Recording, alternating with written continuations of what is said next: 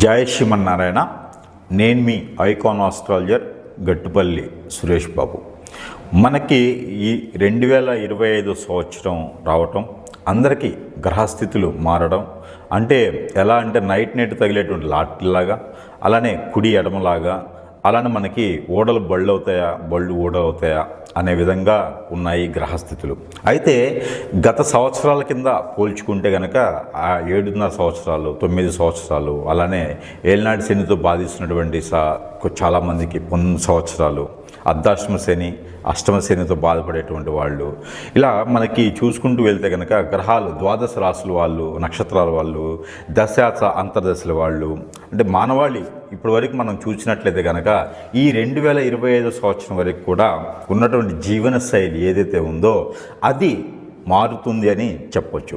గ్రహరీత్యా కావచ్చు, అలానే ప్రకృతి రీత్యా కావచ్చు, అలానే వైపరీత్యాల వల్ల కావచ్చు, ఎలా అయినా సరే మనకి ఏంటంటే గ్రహరీత్యా కొంతవేరే మార్పు వస్తున్నది చెప్పొచ్చు. అలానే మనకి ఎవరు ఎన్ని రకాలుగా మనం అనుకున్నా, ఎన్ని రకాలుగా చూసినా కూడా ఒకటి మాత్రం గుర్తుపెట్టుకోవాల్సిందంటే మనం అందరం కూడా భూమి మీద ఉంటున్నాం కాబట్టి ఈ గ్రహాల స్థితిగతులు, ఈ గ్రహాలు అటు ఇటు మారడం వల్ల మనలో ఉన్నటువంటి ఏవైతే ఉన్నాయో రుమ్మతులు కావచ్చు, విజ్ఞానాలు కావచ్చు, విజ్ఞానాలు కావచ్చు, అలానే మనకి ఉన్నటువంటి జాతకరీత్యా కావచ్చు, ఏవైతే ఉన్నాయో ఇవన్నీ కూడా మార్పులు జరిగేసి అదృష్టం వర్ణించవచ్చు. అలానే మనకి ఆ తొలగొచ్చు. ఎలా అంటే ధనధాన్యాలు కూడా తొలగిగేటువంటి అదృష్టం కూడా ఉండొచ్చు. అలానే మనకి ఈ యొక్క 2025 సంవత్సరంలో అంటే ఎన్నో సంవత్సరాలకు ఒక్కసారి ఏర్పడేటువంటి గ్రహ కూటమి ఉన్నది. ఈ గ్రహ కూటమికి వచ్చేసి ఈ 2025 సంవత్సరంలో కూడా మనకి గ్రహ కూటమి ఏర్పడేదానికి అదృష్టం ఉంటుంది. అలానే మనకి పెద్ద పెద్ద గ్రహాలు ఏవైతే ఉన్నాయో అన్నీ ఈక్వల్గా భూమి కన్నా పెద్దవి, భూమి కన్నా చిన్నవి గ్రహాలు చాలా ఉన్నాయి.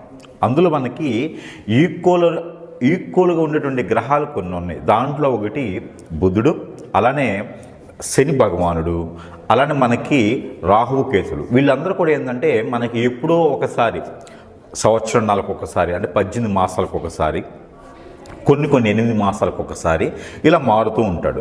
మనకి ప్రతి నెల చూసుకున్నట్టయితే కనుక రవి భగవానుడు మారుతూ ఉంటాడు.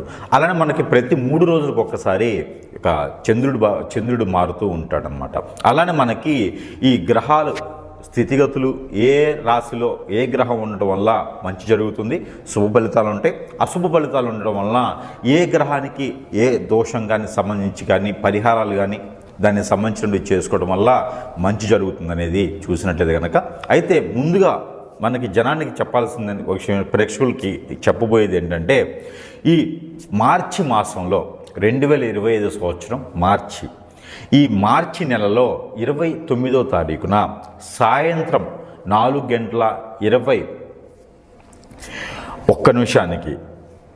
25 అంటే 2025 సంవత్సరం మార్చి 29వ తారీఖు సాయంత్రం 4:21 మనకి ఈ యొక్క ఏదైతే శని భగవానుడు ఉన్నాడో ఈ శని భగవానుడు మీనరాశిలోకి సంభవిస్తాడు, మీనరాశిలోకి రావడం జరుగుతూ ఉందన్నమాట.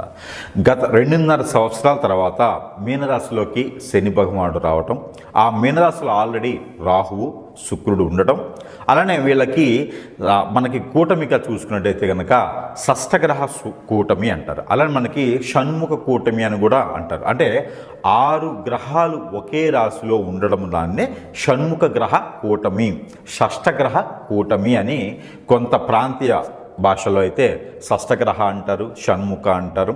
ఈ యొక్క గ్రహ కూటమి రావటం వలన 12 రాశుల వాళ్ళందరికీ కూడా మనం అనుకున్నట్టుగానే జాతకాలన్నీ కూడా మారేదానికి అదృష్టం ఉంటుంది. కాబట్టి ఈ షష్టగ్రహ కూటమి, ఈ షణ్ముఖ గ్రహ కూటమి ఏదైతే ఉందో ఈ షణ్ముఖ గ్రహ కూటమి రవి, శుక్రుడు, బుధుడు, అలానే మనకి రాహువు, అలానే మనకి చంద్రుడు, రవి కూడా, వీళ్ళందరూ కలిపితే 6 గ్రహాలు. ఈ 6 గ్రహాలు కూడా మీనరాశిలోకి రావడం జరుగుతూ ఉంది.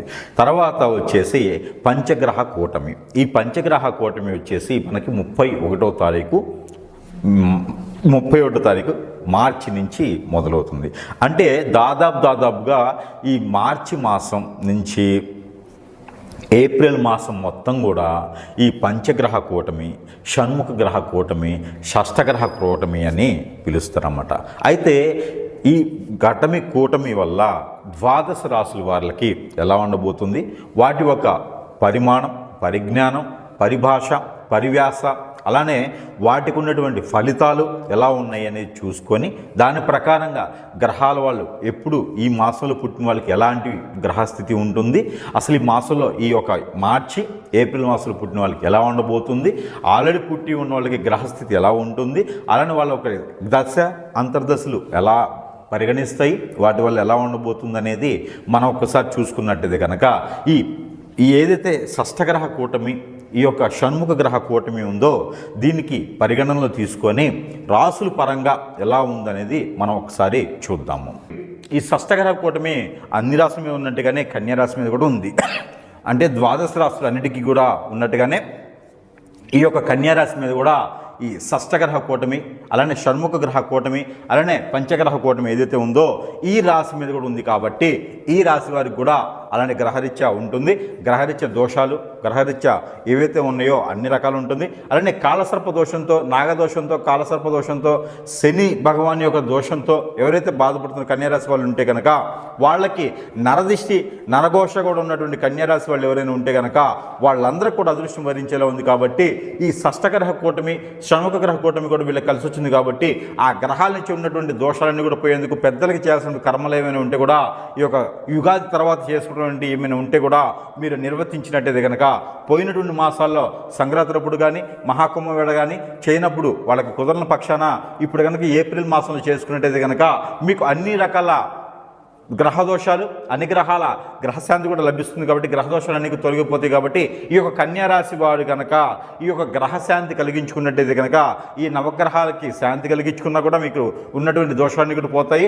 మీరెవరికి అప్పు ఇవ్వకుండా, అప్పు తీసుకోకుండా మీకు ఉన్నటువంటి స్తోమత ప్రకారంగా, మీ దగ్గర ఉన్నటువంటి డబ్బు ప్రకారంగా, కష్టపడి సంపాదించినటువంటి డబ్బు ప్రకారంగా మీరు ఏదైనా చేసుకున్నట్టయితే కనుక బాగుంటుంది. అలానే కొత్తగా ఏదైనా వ్యాపారం మొదలుపెట్టాలంటే కూడా మొదలుపెట్టవచ్చు.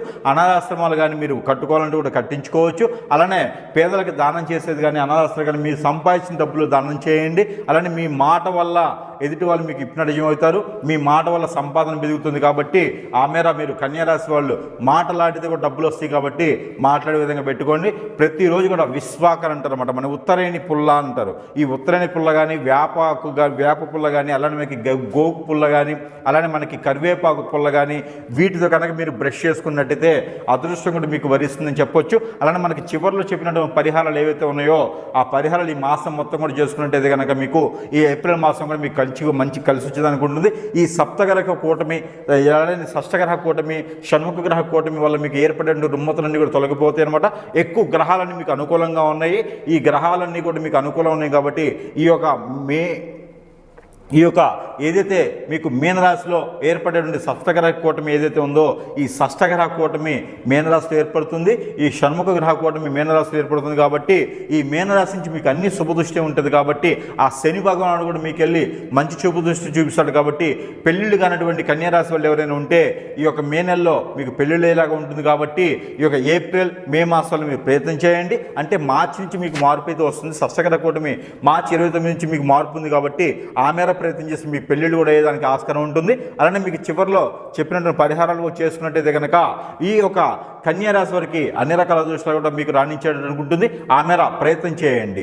అయితే మనకి ఈ గ్రహరీత్యా ఉన్నటువంటి ఈ కూటమి గ్రహాలు ఏవైతే ఉన్నాయో మీనరాశిలోకి మనకి రావడం జరుగుతుంది. అది మనం ముందుగా అనుకున్నట్టుగానే ఈ జరుగుతుంది. కాబట్టి ఈ షష్ఠగ్రహ కూటమి, అలానే షణ్ముఖ కూటమి, అలానే పంచగ్రహ కూటమి ఏదైతే ఉందో ఈ ఏప్రిల్ మాసం మొత్తం కూడా ఉంటుంది. మార్చి 29వ తారీఖు నుంచి ఏప్రిల్ మాసం మొత్తం కూడా ఉంటుంది. కాబట్టి ఈ మార్చి 29వ తారీఖు నుంచి నేను చెప్పేటువంటి రెమెడీ కూడా మీరు అందరూ చేసుకునే దానికి అర్హులుగా ఉన్నారు.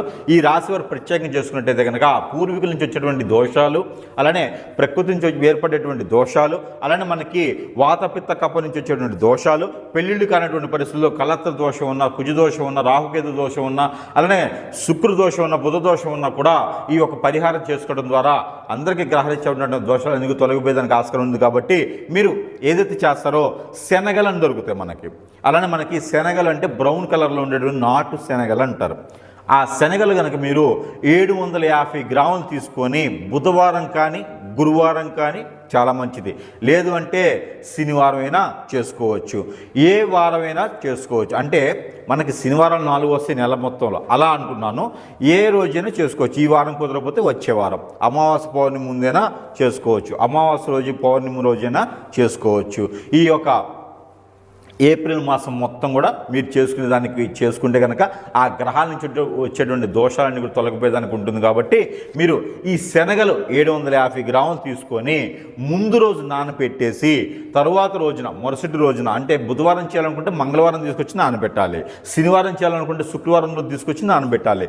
ఇలా కనుక చేసినకంటే తెల్లవారుతరం వాటిని గుడాలని చెప్పేసి గుగ్గిళ్ళని వండేసి 2 కూతలు వచ్చిన తర్వాత కుక్కర్లో విజిల్ వచ్చిన తర్వాత ఆపేసి ఈ గుడాలని చెప్పేసిన వాటిని మీకు అమ్మవారి ఆలయంలో నైవేద్య రూపంగా సమర్పించినా లేదా గ్రామ దేవత దగ్గర నైవేద్యంగా సమర్పించినా మీకు విలేజ్లో ఉంటే బొడ్రాయి దగ్గర నైవేద్యంగా సమర్పించినా మరీ మంచిది. వాటికి ఎక్కడ వెళ్ళలేదనుకుంటే కనుక మీ ఇంట్లో ఉన్నటువంటి గుడి పూజా మందిరం దగ్గర మీరు నైవేద్యంగా సమర్పించేసి ఎవరికైనా ఆ నైవేద్యాన్ని ప్రసాద రూపంగా పెడితే కనుక మీకున్నటువంటి గ్రహరీత్యా దోషాలు, ఆర్థికమైనటువంటి ఇబ్బందులు తొలగిపోయేసి విదేశాలకు వెళ్ళాలనుకుని ఈ రాశి వారు ఎవరు అనుకుంటే కూడా ఈ మేర ప్రయత్నం చేస్తే ఈ యొక్క గుగ్గిళ్ళు ఏవైతే ఉన్నాయో వీటిలో ఆవాలు ఎక్కువ వేయాలి, అలానే మినపగుళ్ళు ఎక్కువ వేయాలి, జీలకర్ర ఏదైతే తాలింపులు వేసేది ఏందో ఇది ఎక్కువ వేయాలి, ఎండి మిరపకాయలు కూడా ఎక్కువ వేసేసి ఈ మేర దాంట్లో బెల్లం పొడి కూడా కొంచెం చల్లేస్తే కనుక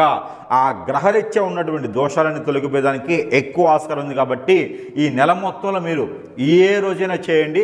ఆ రోజులు మాత్రం మీరు చేసేటువంటి రోజులు బుధవారం, గురువారం లేదా శనివారం చేస్తే మరీ మంచి జరుగుతుంది. కాబట్టి ఈ మేర గుగ్గిళ్ళు అనేది మీరు నైవేద్య రూపంగా అమ్మవారికి సమర్పించేసి ఆ నైవేద్యాన్ని ప్రసాద రూపంగా ఎవరికైనా పెట్టినట్టయితే కనుక ఇంట్లో కూడా తినొచ్చు, మీరు కూడా తినొచ్చు, అదేం ఇబ్బంది లేదు. కాదే మీతో పాటు ఇంకెవరికైనా పెడితే ఆ పుణ్యం అనేది వస్తుంది.